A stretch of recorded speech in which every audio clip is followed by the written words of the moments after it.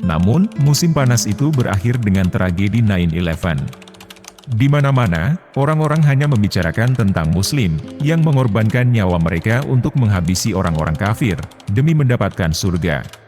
Aku merasa tidak ada gunanya untuk mempelajari agama yang begitu kejam ini.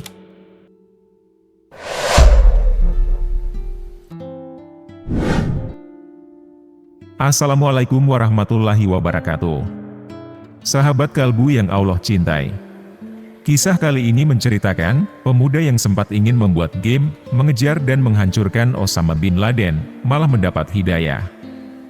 Di Amerika, nilai-nilai Kristiani ada di mana-mana, meski tak terlihat. Mereka diwariskan dari generasi ke generasi, membentuk budaya masyarakat. Namun, agama bukanlah hal yang penting dalam kehidupan sehari-hari mereka. Aku ingat, nenek selalu membawaku ke gereja setiap akhir pekan, di mana kami belajar Injil dan berpartisipasi dalam kemah musim panas. Namun, semakin aku dewasa, semakin aku menjauh dari gereja. Aku lebih sibuk dengan sekolah, olahraga, dan hal-hal lainnya. Aku punya bakat di bidang matematika dan sains, dan aku sangat menyukai bidang itu.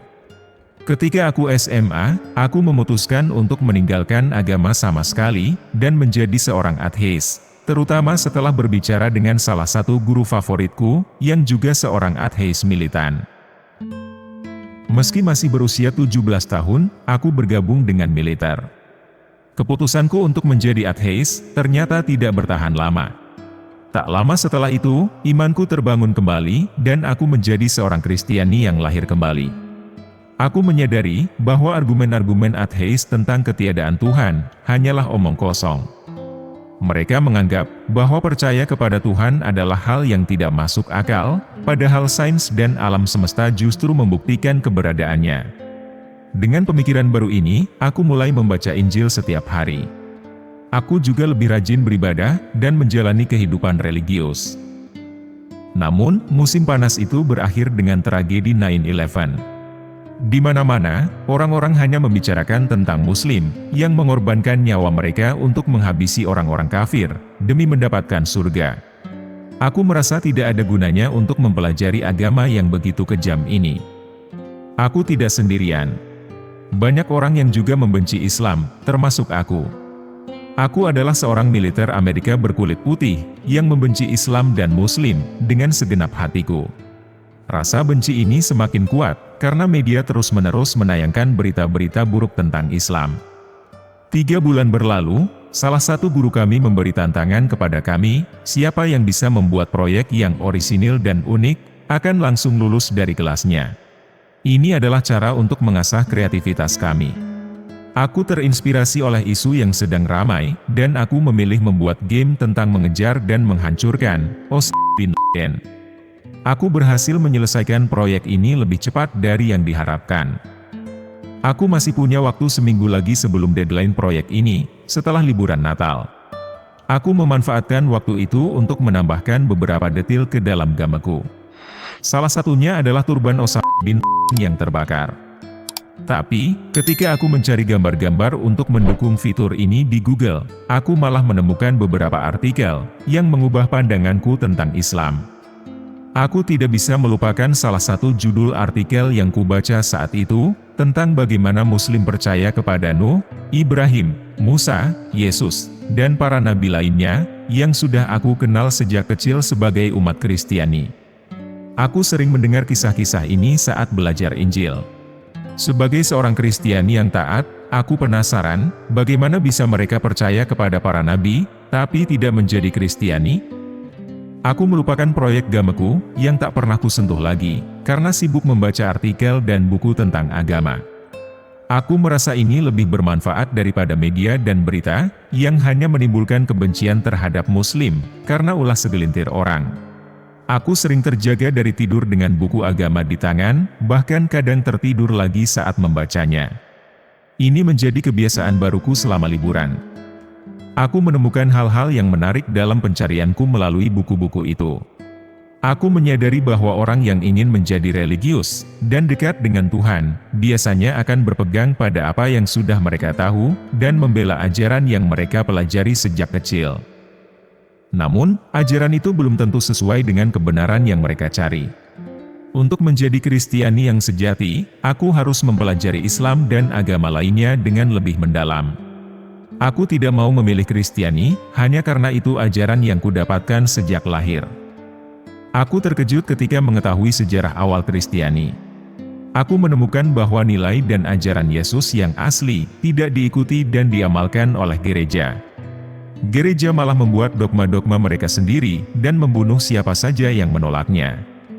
Aku terpukau bahwa Tuhan punya rencana yang indah untuk menjaga kemurnian agamanya dan kesucian ajarannya melalui rasulnya, yaitu Muhammad yang lahir pada tahun 571 Masehi, ratusan tahun setelah konsili yang diadakan di Nicaya pada 325 konsili yang sama, yang menciptakan ajaran yang kita kenal sebagai Kristiani. Aku mulai mempelajari Al-Quran dan kagum dengan fakta bahwa ia tetap utuh, tanpa ada perubahan sedikit pun. Ini sangat berbeda dengan pengalamanku sebagai seorang Kristiani yang selalu diajarkan bahwa Injil ditulis oleh bimbingan Roh Kudus. Namun, sejarah membuktikan bahwa Injil telah diubah dan disesuaikan, bahkan tidak ada naskah asli yang bisa dijadikan rujukan. Al-Quran memberiku rasa berbeda, seolah-olah aku berkomunikasi langsung dengan Tuhan, dengan bahasa yang berasal dari Tuhan sendiri. Itu yang kurasakan saat membaca Al-Quran.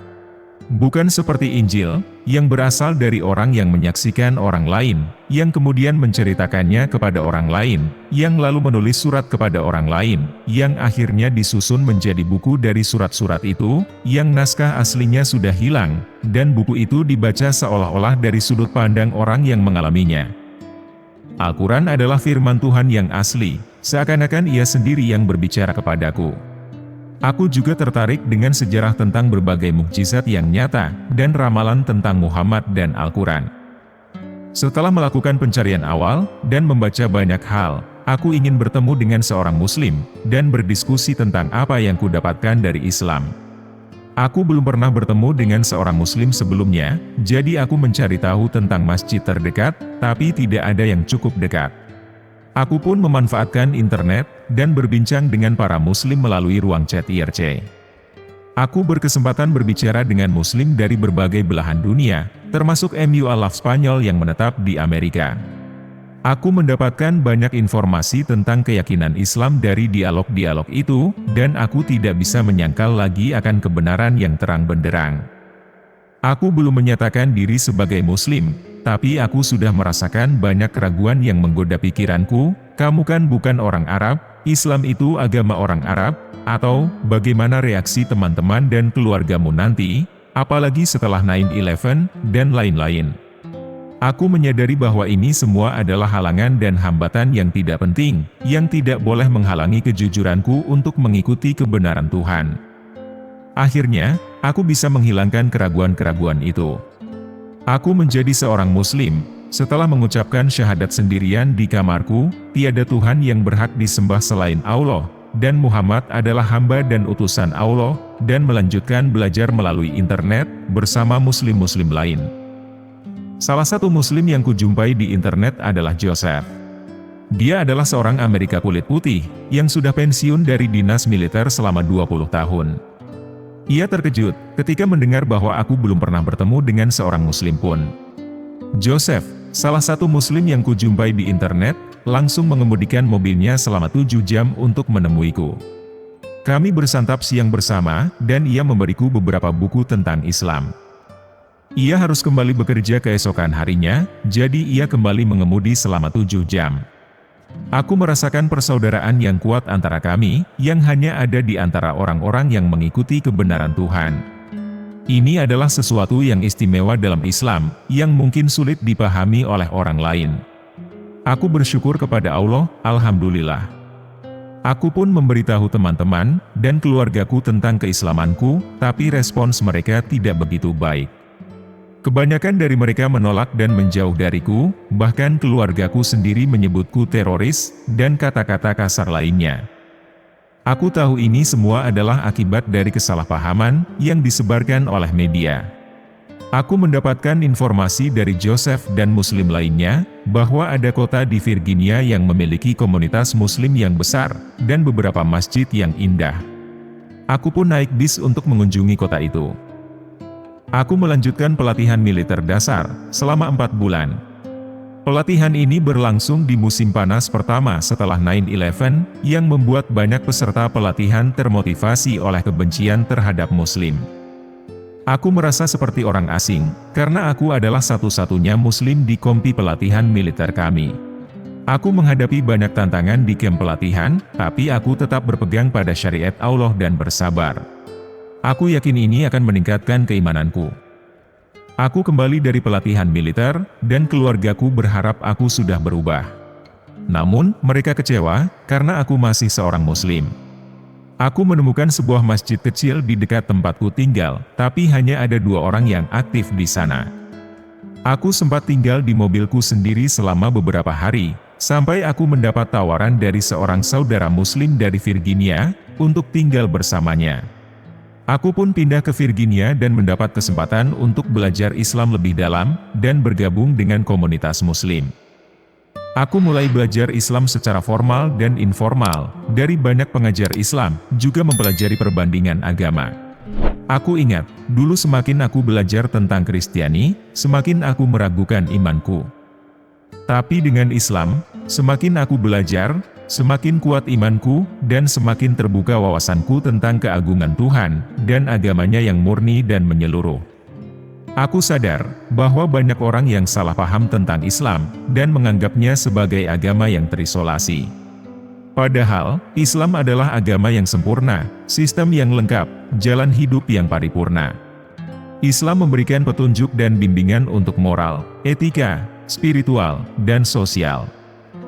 Semoga Allah memberi hidayah dan petunjuknya, kepada kita semua untuk mengikuti jalannya yang lurus, dengan penuh ketulusan. Amin.